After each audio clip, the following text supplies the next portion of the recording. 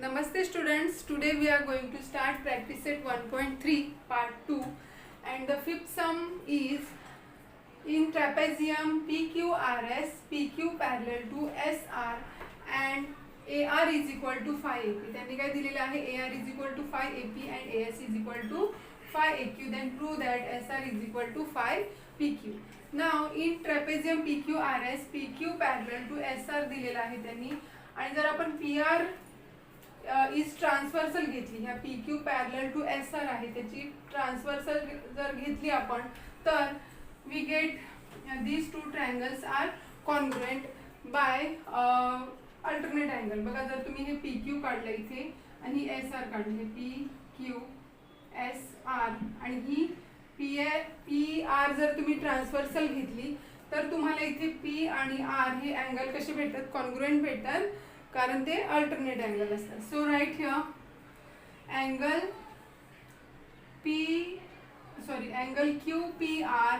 QPR congruent angle SRP.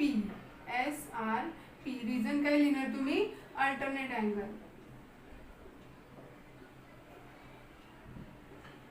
Okay alternate angle. Therefore मग तुमचं इथे मध्ये सेंटरला A आहे मग तुमचा QPR म्हणजेच QPA आहे बरोबर आणि SRP म्हणजेच तुमचा SRA आहे. मग तुम्ही लिहू शकता therefore angle QPA congruent angle SRA. Give this number 1 आणि रिझन काय आहे PA and R R collinear points. हे तिन्ही पॉइंट्स कसे आहेत कोलिनियर पॉइंट्स आहेत. आता इथे त्यांनी दिलेलं आहे AR is equal to phi AP and AS is equal to phi AQ असं दिलेलं आहे. ओके तर मग आपण काय करूया AR आणि AP एका साईडला घेऊया आणि एका साईडला नंबर ठेवूया. सो राईट हिअर मग ARला इथेच घेऊया आपण AP असंच ठेवूया आणि हा ARला इथे घेऊया आणि हा phi आहे तो इथे डिवाइड होणार आणि इथे 1 येणार. Okay and same 1/phi is equal to AQ upon AS. काय केले मी बघा हा AQ ॲज इट इज ठेवला. AS होता इथे त्याला काय केलं खाली घेतलं इथे कारण तो इथे मल्टिप्लाइड होता आणि हा मग तिथे काय राहिला 1 राहिला आणि मग हा phi इकडे डिवाइड घेतला आपण. Give this number 2. ओके नाव इन ट्रायंगल आता कोणते तरी दोन ट्रायंगल काय करायला लागतील आपल्याला सिमिलर दाखवायला लागतील आणि सिमिलर दाखवल्याच्या नंतर त्यांचा जो रेशो आहे तो प्रपोर्शन मध्ये येणार आहे. मग कोणते दोन ट्रायंगल सिमिलर दाखवायचे. आता इथे तर 1 2 3 4 ट्रायंगल्स बनतात. मग कोणते दाखवायचे तर त्याच्यासाठी आपल्याला काय करायला लागेल. इथे बघा AR दिलेला आहे AP दिलेला आहे. मग जर तुम्ही इथे बघितलं तर हा AR आहे बघा हा इथे AR आहे AP इथे आहे अजून काय AS आणि AQ दिलेला आहे. AS इथे आहे आणि AQ इकडे आहे बरोबर आणि आपल्याला दाखवायचं आहे SR is equal to phi PQ. आपल्याला हा SR आणि PQ दाखवायचं आहे तो phi PQ असं दाखवायचं आहे. मग सिंपल आहे कोणते दोन ट्रायंगल सिलेक्ट झाले दिसते ना. हे दोन ट्रायंगल काय करायला लागेल आपल्याला सिमिलर दाखवायला लागतील आणि त्यांच्या साइड्स प्रोपोर्शन मध्ये दाखवायला लागतील. So right here in triangle APQ and triangle SRA and triangle SRA काय आहे ऑलरेडी आपण 1 नंबर मध्ये काहीतरी दाखवलेलं ना. Angle QPA congruent angle SRA from 1. Reason काय लिहा फ्रॉम 1. ओके नाव हा इथे बघा हे A दोन्ही मध्ये पण आहे तो ऑपोजिट अँगल आहे. So right here angle PAQ congruent angle SR. Reason लिहा vertically opposite angles.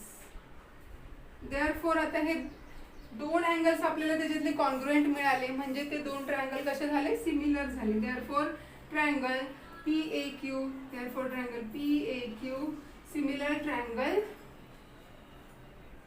RS PAQ SAR triangle SAR by angle taste.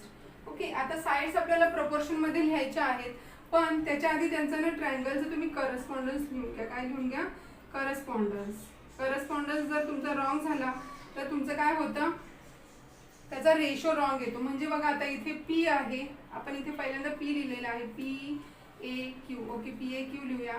P A क्यूला correspondence काय असणार आहे, पीला पी होता बघा इथे पी, त्याला काय होता आर होता, मग इथे आपल्याला आर लिहायला लागेल बरोबर. आणि ए तर दोघांमध्ये पण होता, मग आर ए एस लिहायला लागेल. असा तुमचा तो 1-to-1 करस्पॉन्डन्स येईल, नाहीतर तुमचा रेशो काय होईल, रॉंग होईल.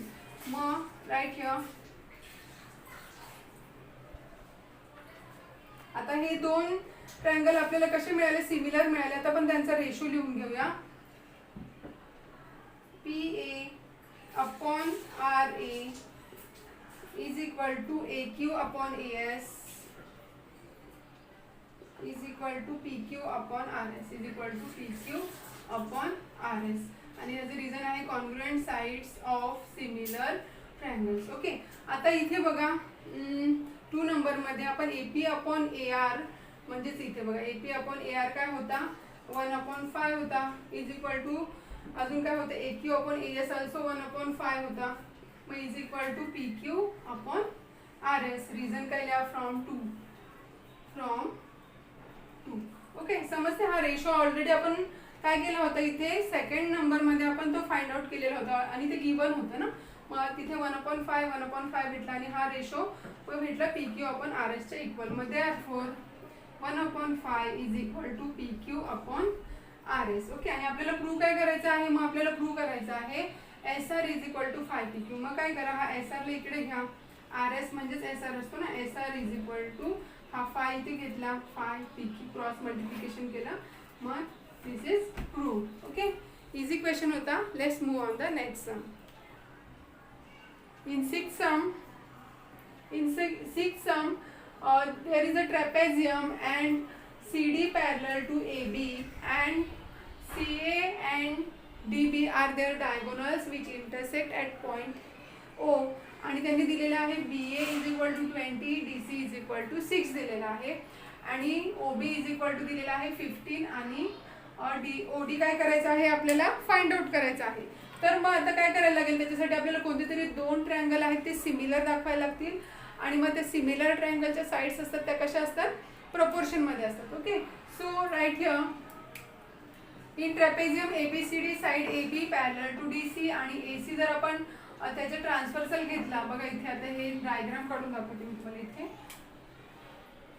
समजा हे C आहे, D आहे, इथे B आणि A आहे आणि हा जर AC ट्रान्सव्हर्सल घेतला तर we get C is equal to A. हे कोणते अँगल मिळतात आपल्याला, अल्टरनेट अँगल मिळतात बरोबर ना. So right here angle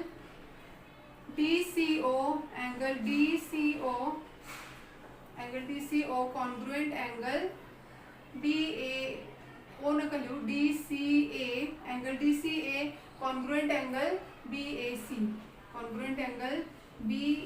reason काय येणार, करस्पॉन्डिंग अँगल. काय येणार, corresponding angle.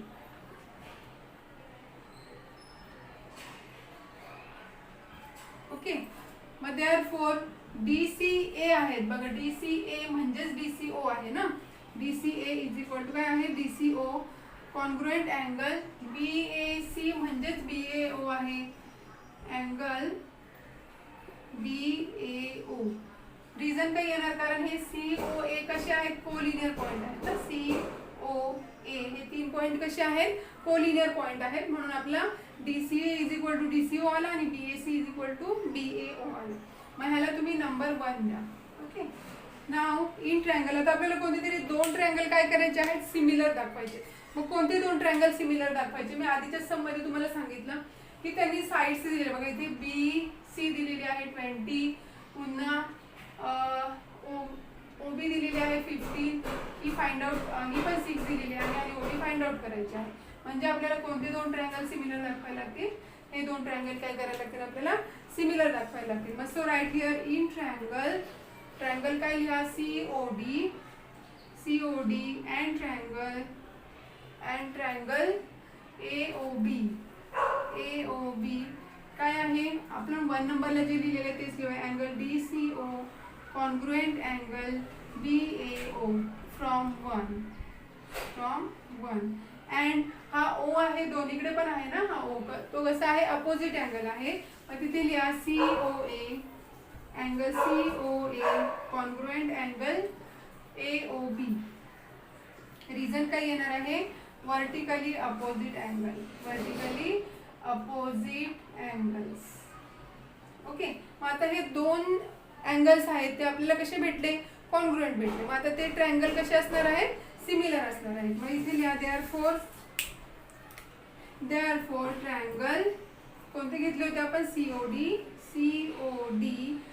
Similar triangle COD similar triangle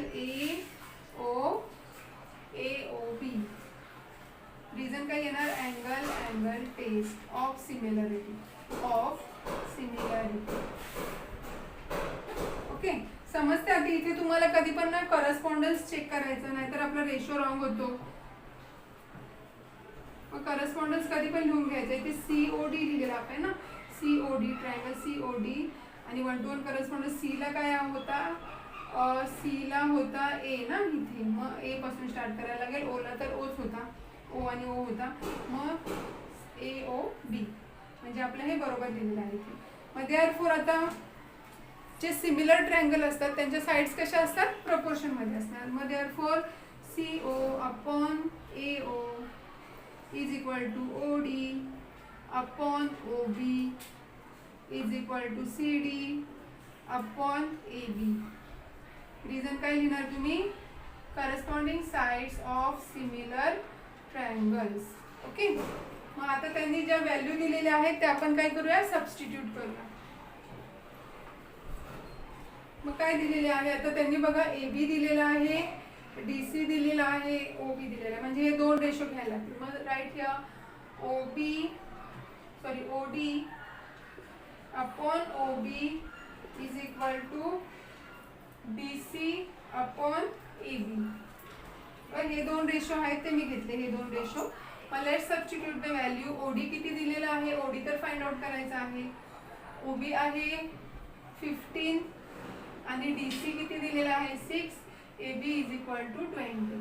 cross multiplication करायचं तर होईल 20 into OD is equal to 6 into 15. Therefore OD is equal to, OD येणार आहे 6 इंटू 15 आणि हा 20 इथे डिवाइड होणार आहे.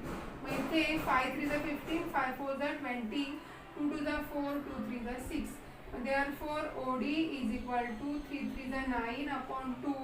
Therefore OD is equal to 2 4 जा 8, 2 5 जा 10, 4.5 units.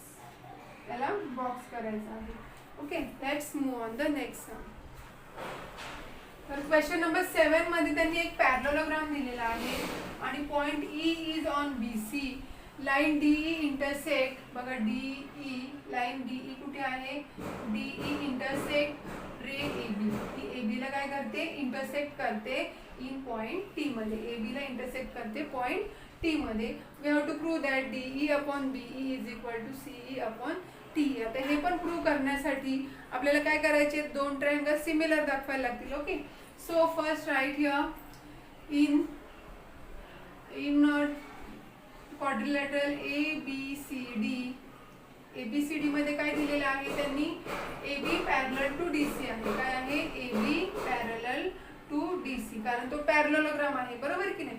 मग देअरफॉर हा AB जर DC ला पॅरलल आहे तर AT सुद्धा DC ला पॅरलल असणार आहे, कारण हे कोलिनियर पॉइंट्स आहेत, बरोबर की नाही. मग देअरफॉर काय लिहा इथे, AT पॅरलल टू DC.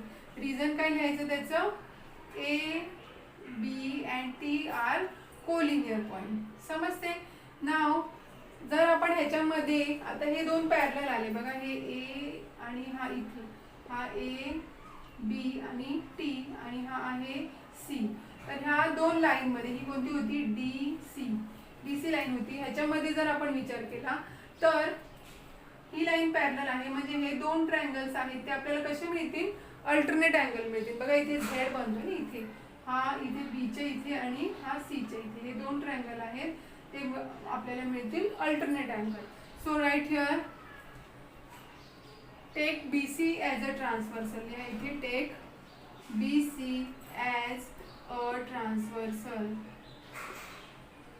जर BC ट्रान्सव्हर्सल घेतली तर आपल्याला भेटतोय angle TBC congruent angle TBC ला भेटतोय आपल्याला DCB. रिझन काय घेणार तुम्ही? Alternate angles. Okay, alternate angles. मग देअरफॉर आता TBC म्हणजेच TBE आहे, बरोबर की नाही? TBC आहे तोच काय आहे? TBE आहे. आणि अँगल DCB म्हणजेच DCE आहे. अँगल DCE आहे कारण हे BEC कसे आहेत? Collinear point. ह्याला 1 नंबर द्या आणि इथे लिहा PECR कोलिनियर पॉइंट्स. ओके, मग नाव आता आपल्याला कोणते तरी 2 ट्रायंगल कन्सिडर करायला लागतील. तर आपण कोणते 2 ट्रायंगल कन्सिडर करूया? आपण कन्सिडर करूया हे ट्रायंगल. का करूया? तर बघा इथे कोणते ट्रायंगल कन्सिडर करायचे त्याच्यासाठी प्रूव्ह मध्ये बघा DE BE कुठे आहे? तर बघा हा DE, नंतर इथे BE, नंतर CE आणि TE कुठे आहे? इथे आहे, बरोबर? म्हणजे हे 2 ट्रायंगल आपल्याला कन्सिडर करायला लागतील. Okay, so in triangle TBE and triangle DCE आधी ऑलरेडी आपण हे लिहिलेलं आहे तेच लिहूया. Angle TBE congruent angle DCE. Reason काय लिहा? फ्रॉम 1 अँड अँगल हा E आहे तो कसा आहे? वर्टिकली अपोजिट आहे. मग राईट ह्या BET angle BET congruent angle DEC. Reason लिहा vertically opposite angles.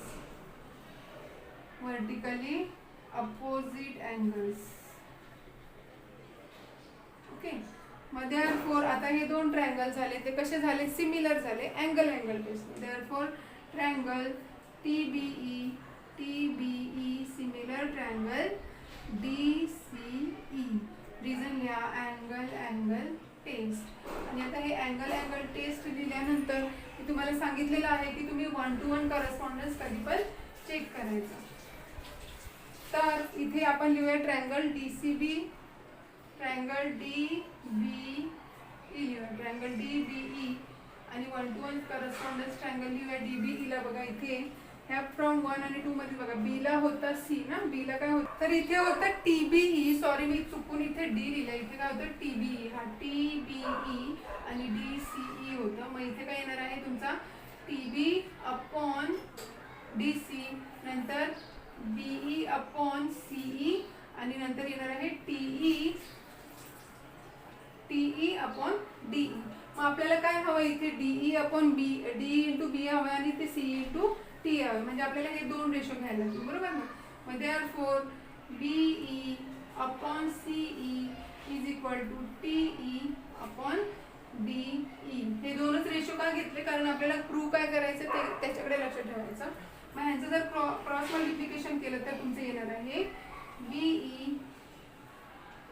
Into DE is equal to TE into CE.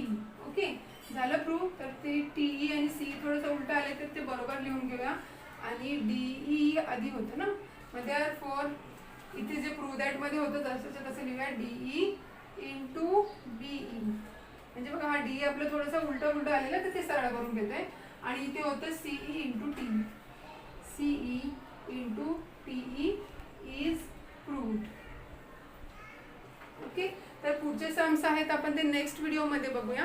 Video आवडल्यास लाईक, शेअर आणि सबस्क्राईब करायला विसरू नका. Bye bye.